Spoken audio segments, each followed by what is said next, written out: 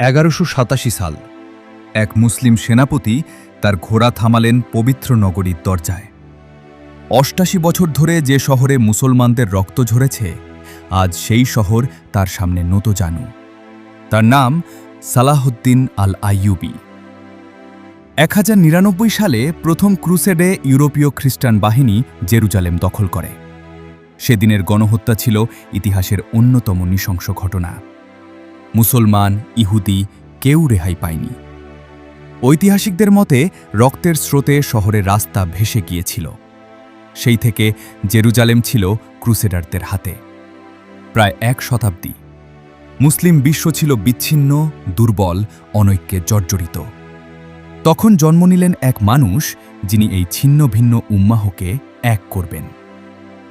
সালাহউদ্দিন জন্মেছিলেন 1137 বা 1138 সালে তিকরিতে, বর্তমান ইরাকে।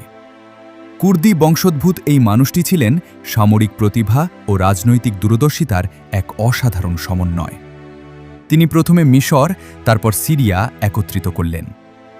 একে একে মুসলিম ভূখণ্ডগুলোকে জুড়লেন একটি শক্তিশালী সাম্রাজ্যে।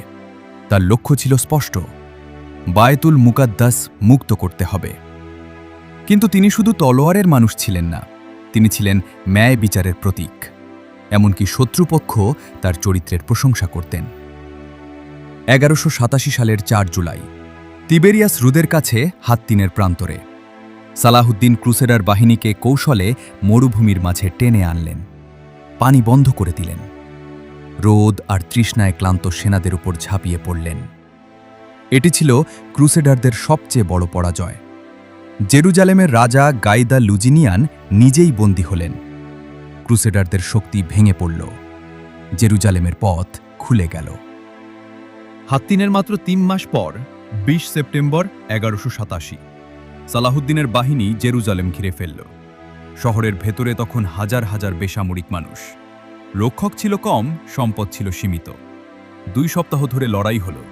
অবশেষে ক্রুসেডার নেতা বালিয়ান অব ইবেলিন সন্ধির প্রস্তাব নিয়ে এলেন। 2 অক্টোবর 1187 শুক্রবার, ঠিক যেদিন নবীজি সাল্লাল্লাহু আলাইহি ওয়াসাল্লাম মিরাজে বায়তুল মুকাদ্দাসে নামাজ পড়েছিলেন। সালাহউদ্দিন শহরে প্রবেশ করলেন, কিন্তু কোনো গণহত্যা নেই, কোনো লুটপাট নেই, কোনো প্রতিশোধ নেই। 88 বছর আগে যেভাবে ক্রুসেডাররা মুসলমানদের হত্যা করেছিল, সালাহউদ্দিন সেই পথে হাঁটলেন না। যারা মুক্তিপণ দিতে পারল তারা মুক্তি পেল, যারা পারল না, সালাহউদ্দিন নিজে তাদের জন্য মুক্তিপণ দিলেন। তার ভাই আল আদিল 1000 বন্দীকে বিনামূল্যে মুক্ত করে দিলেন। খ্রিস্টান তীর্থযাত্রীদের নিরাপদ যাওয়ার অনুমতি দেওয়া হল। চার্চগুলো অক্ষত রাখা হল। ইউরোপীয় ক্রুসেডার ঐতিহাসিকরাও লিখেছেন, এই বিজয় ছিল ইতিহাসের সবচেয়ে সভ্য ও মানবিক বিজয়গুলোর একটি। আল আকসায় আজান। 88 বছর পর সেদিন আল আকসা মসজিদে আবার আজান ধ্বনিত হল। বলা হয়, সেই আজানের শব্দে সালাহউদ্দিন কেঁদে ফেললেন। একজন মানুষ, যিনি সারা জীবন এই মুহূর্তের জন্য লড়েছিলেন, তিনি আল্লাহর সামনে সিজদায় পড়ে গেলেন। সালাহউদ্দিন আমাদের শেখান, শক্তি শুধু তলোয়ারে নয়, চরিত্রেও থাকে। বিজয় শুধু যুদ্ধক্ষেত্রে নয়, ন্যায় বিচারেও থাকে। আজও জেরুজালেম নিয়ে বিশ্ব উত্তাল। আজও মুসলিম উম্মাহ সেই ঐক্যের স্বপ্ন দেখে। হয়তো ইতিহাসের সেই পাতা আমাদের মনে করিয়ে দেয়, যখন একজন মানুষ নিজের চরিত্রকে অস্ত্র বানিয়েছিলেন, তখন পৃথিবীর সবচেয়ে পবিত্র শহর ফিরে পেয়েছিল তার আলো। রাহমাতুল্লাহি আলাইহি। আল্লাহ তাকে জান্নাতুল ফিরদাউস দান করুন।